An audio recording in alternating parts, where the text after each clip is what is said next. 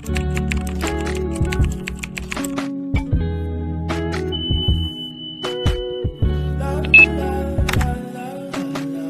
guys, welcome back to my YouTube channel. Jadi video kali ini kita bakal sharing-sharing lagi soal skincare. Kayak gue akan bikin playlist tersendiri soal ini sih.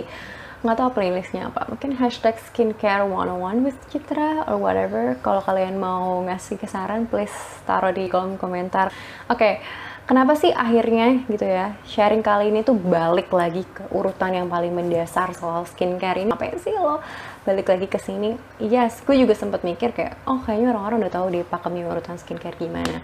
Tapi berdasarkan ini semua, komentar-komentar gue di YouTube ternyata masih banyak yang nggak paham dan masih belum tahu pakemnya urutan skincare tuh seperti apa. Dan sayang banget sih menurut gue kalau urutan skincare-nya aja masih belum paham, karena pasti skincare yang dia pakai mau semahal apapun efektivitasnya akan berkurang banyak.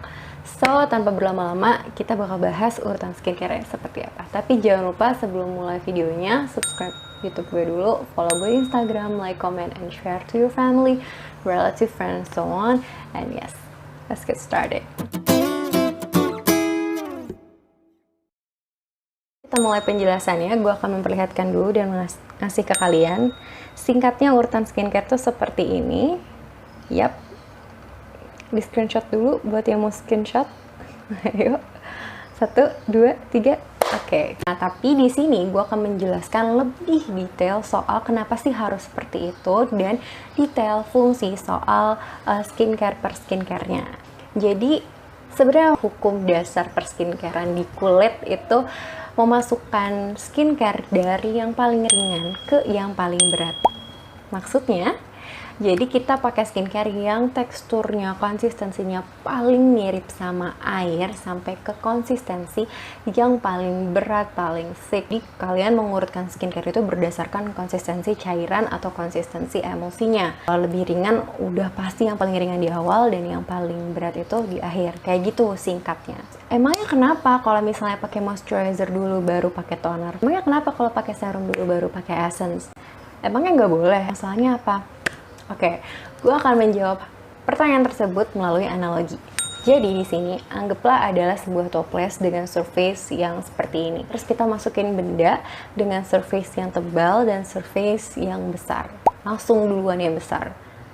Nah, pas sudah masuk, jadinya kan dia hanya mengisi ruang di mana dia muat aja. Padahal sebenarnya masih ada ruang-ruang yang kosong, tapi dia nggak bisa masuk. Kalian masukin skincare dengan konsistensi yang ringan di atasnya. 1 skincare, 2 skincare. Nah, lihat, baru 2 skincare aja udah sampai ambang terluar dari kulit. Jadi si skincare yang ringan ini jadi nggak bisa masuk. Padahal space di bawah itu masih banyak banget kan. Nah, kalau kalian masukin skincare terus di atasnya walaupun konsistensinya ringan, voila, nggak akan masuk ke kulit kalian yang ada malah sit on top of your face, di surface di surface wajah kalian yang akhirnya akan menimbulkan permasalahan. Contohnya kayak clogged pores, mungkin sampai ke jerawatan. Itulah kenapa alasan kita kalau pakai skincare tuh harus yang ringan dulu supaya mengisi bagian-bagian yang bisa terjangkau, baru ditutup pakai konsistensi yang lebih berat. Oke, skincare yang paling awal, cleansing. Nah, kalau aku sendiri ini adalah tim double cleanse. Jadi aku selalu pakai cleanse base oil dulu, baru kita masuk ke facial wash. Sebenarnya teman-teman bisa melakukan double cleansing nggak pakai oil base, bisa juga pakai yang water base kayak micellar water, itu terserah kalian. Baru ke facial wash. Nah, urutannya seperti apa? Kalau aku pribadi lebih suka untuk pakai double cleanse tuh pilih salah satu aja. Kalau ada sebagian teman-teman yang pengen lebih gitu kan. Kalau rekomendasi dari aku, pakai dulu aja base oilnya, baru ke base water, abis itu ke facial wash kayak gitu. Jangan pernah sekali-kali kalian bersihin wajah menggunakan micellar water atau oil base terus nggak kalian usap pakai air lagi. Kenapa? Karena di micellar water tuh ada deterjennya guys. Terus kalian biarin deterjennya itu nempel di kulit kalian. Menurut kalian bakal gimana?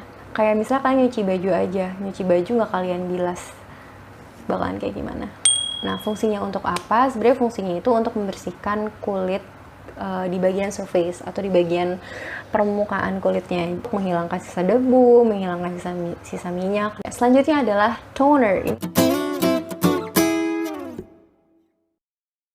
Toner ini sebenarnya fungsi utamanya adalah untuk membalikan pH kulit setelah menggunakan facial wash. Kalau misalnya kita habis pakai facial wash tuh biasanya mukanya tuh jadi lebih kering gitu dan sebumnya itu benar-benar hilang. Nah, makanya habis itu tuh langsung harus banget dibalikin lagi pH-nya pakai toner. Inilah fungsi toner, membalikan pH kulit. Tapi toner ini fungsinya nggak cuma sampai di situ guys. Jadi toner ini ada beberapa varian. Fungsi utamanya memang benar membalikan pH kulit, tapi toner ini juga bercabang. Ada hydrating toner, ada exfoliating toner. Kalau misalnya exfoliating toner, biasanya dia tuh berbahan dasar AHA BHA ataupun salicylic acid yang fungsinya membersihkan kulit juga, menghilangkan sel-sel kulit mati, dan membersihkan tuh sampai ke bagian pori-pori terdalam. Itu fungsi dari exfoliating toner, selain fungsi utamanya itu membalikan pH kulit. Nah, selanjutnya ada hydrating toner. Fungsinya ini beda banget sama exfoliating toner. Kalau hydrating toner ini dia lebih untuk melembabkan, karena biasanya exfoliating toner ini sifatnya lebih mengeringkan gitu loh, karena balik lagi dia kan kayak ada membersihkan itu tuh jatuhnya jadi lebih feel kering gitu, makanya dikasih hidrasi lagi pakai hydrating toner. Jadi menurut aku exfoliating toner dan hydrating toner ini nggak bisa dipisahkan. Kalau misal kalian pakai exfoliating toner, kalian juga harus pakai hydrating toner. Fungsinya toner itu selain untuk pH kulit, dia bisa untuk mengangkat sel kulit mati dan kotoran, itu diwakili sama toner exfoliating toner, menambah hidrasi kulit dengan hydrating toner, dan yang terakhir itu kayak mempersiapkan kulit supaya nanti konsentrat serum, essence, dan lain-lainnya itu jauh lebih meresap ke dalam kulit dengan baik gitu. Toner itu juga sebenarnya bisa juga ada seperti bahan-bahan yang mencerahkan kayak niacinamide dan segala macam yang biasanya terkandung di dalam serum ataupun essence. Tapi dia konsistensinya tidak setinggi serum dan essence.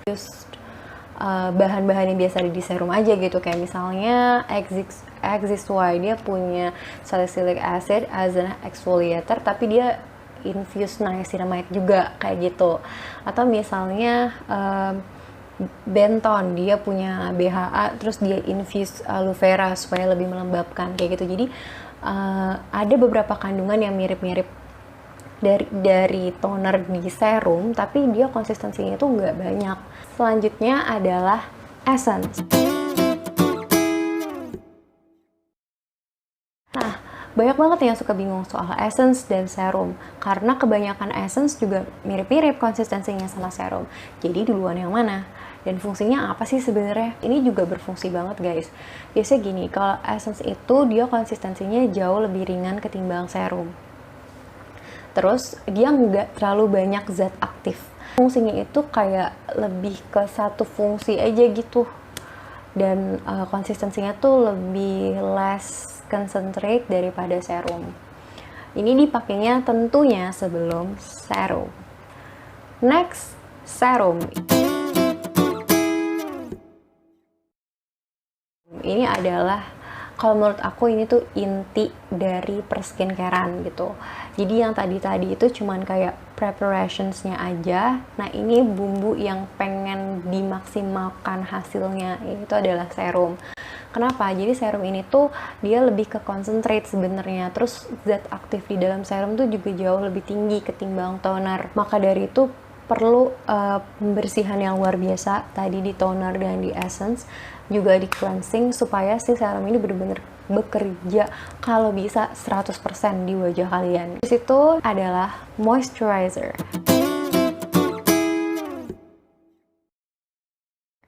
Nah, moisturizer ini penting banget di tahap perskincarean. Kenapa? Karena dia tuh kayak lock hydration dan melock skincare di bawah yang tadi. Kayak jauh tertanam si skincare yang tadi dan si serumnya ke dalam kulit.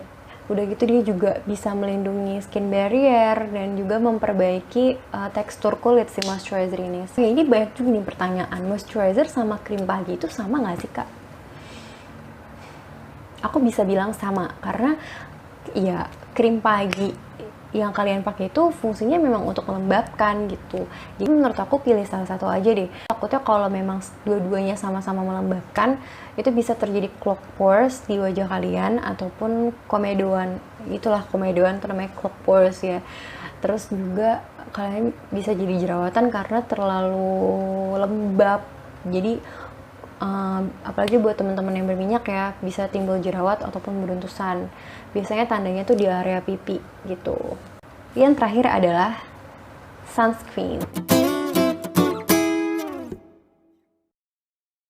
Banyak nih yang suka tukar moisturizer dulu apa sunscreen dulu apa moisturizer. Jadi sunscreen ini agak pengecualian menurut aku. Sekarang soalnya udah banyak banget inovasinya, dari mulai yang paling ringan sampai yang paling berat konsistensinya. Tapi sunscreen ini harus ditaruh di paling akhir. Jadi setelah kalian pakai moisturizer, apapun rangkaian skincare kalian, sunscreen itu ditaruh di paling akhir. Ringan apapun teksturnya sunscreen dibanding moisturizer kalian, tetap moisturizer dulu baru sunscreen. Kayak gitu. Kenapa sih di paling akhir? Oke, aku pakai analogi lagi ya. Jadi gini, anggaplah toples lebaran di rumah kalian itu adalah kulit kalian. Terus kalian pernah lihat gak sih kalau misalnya ibu kalian naruhin kue lebaran? Nah, kue lebaran ini anggaplah skincare kalian dari mulai cleansing sampai ke moisturizer. Terus tiba-tiba ibu kalian tuh suka kayak naruh plastik ataupun koran di atasnya sebelum ditutup sama tutup toplesnya. Kalian pernah ngeliat kayak gitu gak sih? Fungsinya untuk apa? Supaya kuenya itu nggak cepet nggak cepet kayak mess gitu. Nah, sama supaya si skincare yang tadi kita pakai tuh nggak nguap karena sinar matahari, olah sunscreen di sini supaya kayak bener-bener ngelapis ini skincare kita tuh nggak akan kemana-mana, pakem terkunci di dalam kulit kita gitu. Dan sunscreen ini fungsinya juga penting banget untuk menghalang sinar UVA dan UVB. Nah, aku akan menjelaskan lebih jauh lagi sih nanti tentang sunscreen, so stay tune aja. Highlight ya, karena banyak banget orang-orang yang ternyata masih tidak terlalu care soal sunscreen. Karena memang ada beberapa orang yang agak susah nemu sunscreen yang cocok. Tapi menurut aku kalian harus struggling terus untuk dapetin sunscreen yang cocok. Sama kayak moisturizer. Moisturizer juga banyak yang suka nge-skip karena ngerasa moisturizer tuh bikin jerawatan. Sebenarnya bukan moisturizernya, tapi kalian salah pilih moisturizer. Jadi untuk moisturizer dan sunscreen itu emang menurut aku paling tricky di soal perskincarean. Tapi bukan berarti kalian harus berhenti di situ dan skip mereka. Kalian harus tetap cari sampai kalian dapetin moisturizer dan sunscreen yang cocok sama kulit kalian. Karena mau sebagus apa skincare yang kalian pakai, kalau kalian nggak lock dengan moisturizer, kalau kalian nggak fix lagi dengan sunscreen, biar sudah semua skincare kalian yang mahal sebelumnya itu gak akan berfungsi apa-apa, kayak ya udah nguap gitu aja, karena gak ada yang memproteksi dari sinar yang berbahaya bagi kulit. Nah, itu aja sih sebenarnya. Kalau misalnya kalian masih punya banyak pertanyaan soal ini, aku harap kalian langsung aja komen di bawah. Aku juga akan menjelaskan mudah-mudahan dengan sedetail mungkin, setahu dan sepaham aku, supaya kalian gak banyak lagi nih yang salah kaprah soal urutan perskincarean, dan skincare yang kalian beli, yang kalian pakai mudah-mudahan lebih efektif di wajah kalian. Oke, segitu aja video dari aku kali ini. Semoga kalian suka dan kalian paham dengan materinya. And I see you guys on the next video. Bye!